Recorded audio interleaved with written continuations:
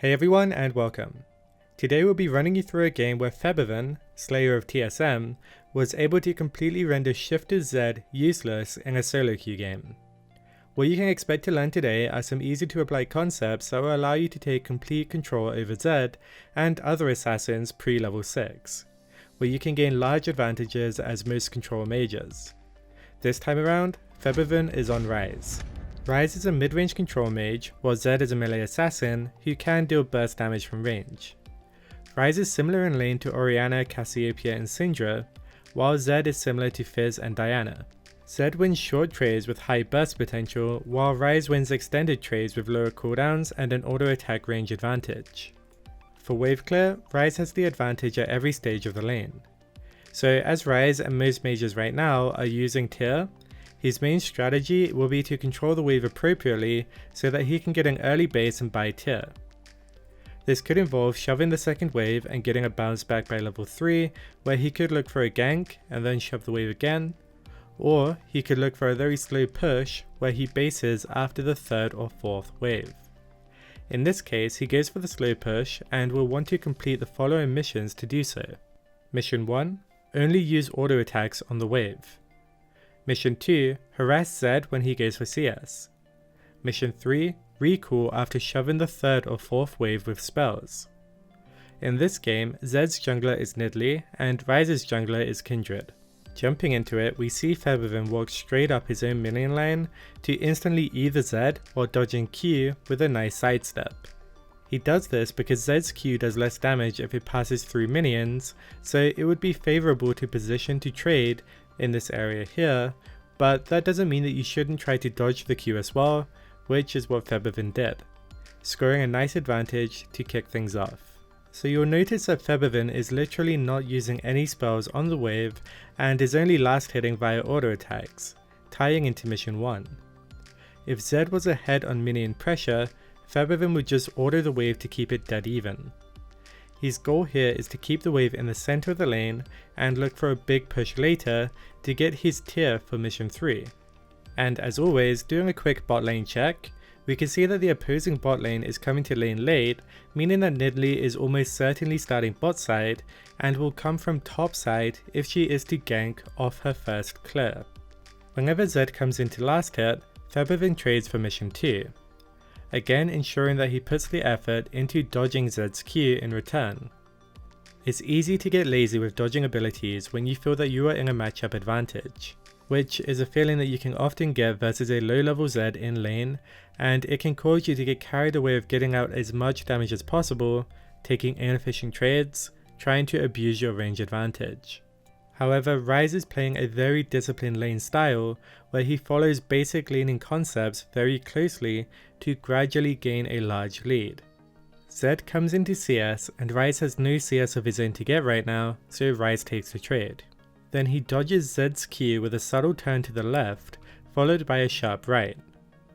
Most players will often go to hit their skill shot in the direction that you're moving towards, just like Shiphtur does here, giving Ryze an easy juke with stepping to the right just as Zed's Q comes out. He then pulls back out of minion range and then continues going for last hits while making sure that he doesn't get hit by Zed's Q. Let's speed it up.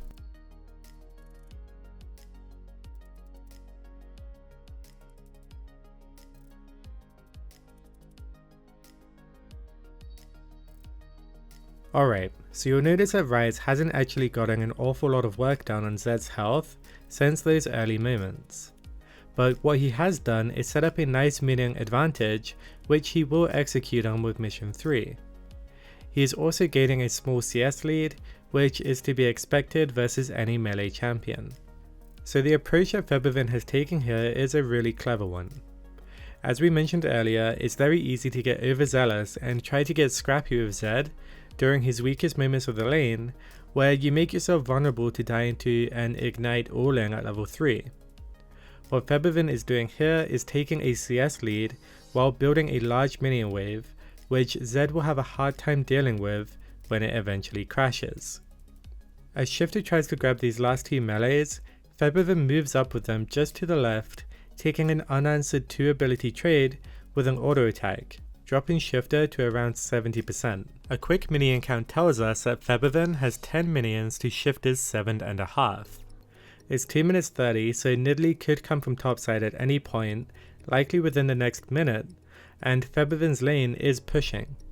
This isn't something that you should be very concerned about in your own game in a similar position, because Nidalee ganks aren't scary if you're protected by a large wave like this. However, if you are against something like a Jarvan, a jungler who could pretty much solo kill you, then this would be the right time to ward topside just before pushing. So moving on, you will notice that Febiven is starting to push the wave now, executing mission 3 as he'll be able to buy a tier after pushing this, followed by a likely ignite swap into teleport back to lane via spellbook. Now, things are about to completely change. With Febiven's level and health advantage, he once again goes for a trade while Shiphtur goes for this last hit.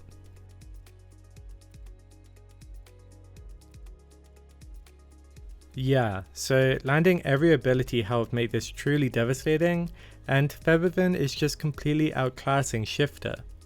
But let's take a closer look to understand what the execution was behind that play. So a lot of this comes down to Shiphtur taking a last hit that he has no business going for, and is what you will encounter in most of your solo queue games. But Febiven's early movement to really punish this plays a huge part here. When your opponent has a last hit to grab, and you can really outmuscle them, like in this case, Febiven can easily win any kind of short or extended trade due to his already apparent health and level advantage, then you can push up way more aggressively than you usually would, especially with low jungle threat and this huge minion wave.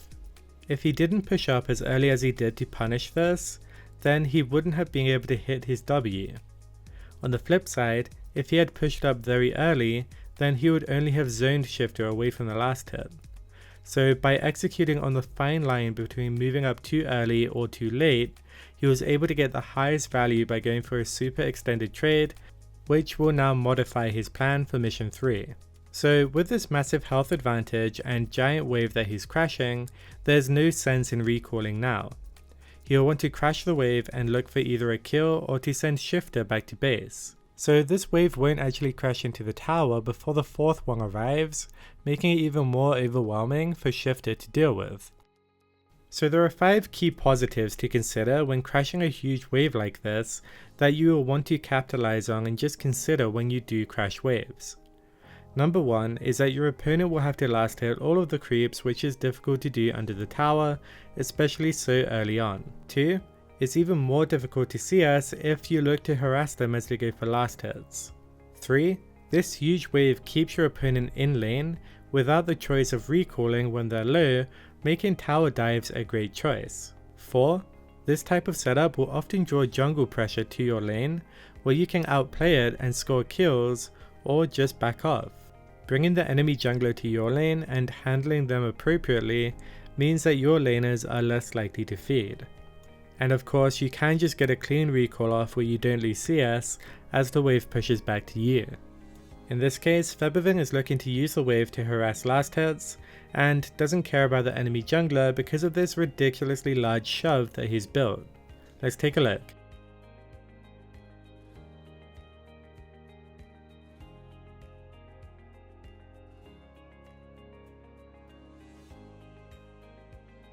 Yeah, so Shiphtur got completely destroyed and is now going to miss this entire wave. Febiven landed an E onto him as he went for a last hit, and then when Shiphtur stepped away from his minions, Febiven flashed for the root to land his Qs without them getting blocked. Shiphtur is now going to miss 10 more minions worth of gold and experience because of this.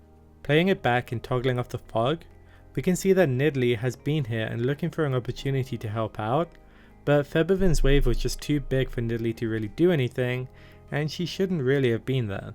Even if he did not score the kill and did go for mission 3, he would have harassed with last hits under the tower and being able to set up a nice recall where he gets an early tier and rides his momentum into the mid and late game where he will outscale Zed. Before we get into the recap, we wanted to address a question a user asked us on SkillCapped. What if you play a champion that would AoE when trying to punish last hits while you're trying to build this huge wave? So that's a great question. While you can easily apply this exact strategy on champs like Victor, Vlad and Cassiopeia, who can choose to single target harass very easily, you will have to play a little bit differently with AoE spells. There's two real options that you have on champions like Orianna and Ahri to execute this strategy. Option 1. When you're against a high threat jungler, you can apply a concept that we've taught numerous times, most famously on the Bjergsen 3-wave gank strategy, where you'll want to get a slight minion lead on the first wave and focus on harass, and then switch gears on the second wave and ensure that you fully shove it, letting the third wave bounce back to you. You will still be looking to harass, but will focus on minion control to ensure that you don't get ganked at level 3. Option 2. If you're against a low threat jungler, then you can apply this very same strategy, primarily focusing on auto attacks and looking for smart trades, where you don't hit too many minions with your spells to harass, still focusing on building a large wave like we saw in this video. To summarize, if you need to respect a high threat jungler at level 3, then you'll get your pushing on the second wave instead of the third or fourth, so that you'll be safe at level 3 with a bounce. This applies for all champions including Ryze, and will come down to your best judgment of the matchup. The lower threat the enemy jungler, the harder that you can abuse Zed's weakest moments with a huge wave. Let's get you today's takeaways.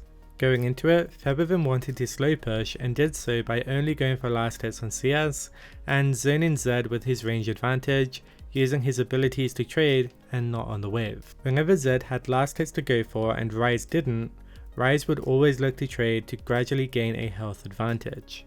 And he made sure to stay disciplined and didn't try to gain huge crazy leads with his range advantage, staying super healthy for the entire lane phase, allowing him to extend forward for a big trade at level 3. His plan was to get an early bag for a tier buy, while grabbing a CS lead with his shove. However, with a greatly executed trade as he was shoving, he decided to look for a kill. Once scoring this kill, Febiven gained nearly 3 times the CS of the Zed, while grabbing an ideal back timing, setting him up to dominate this lane. That brings us to the end of this video. Have any questions that you want answered? Join the discussion below. Thanks for watching.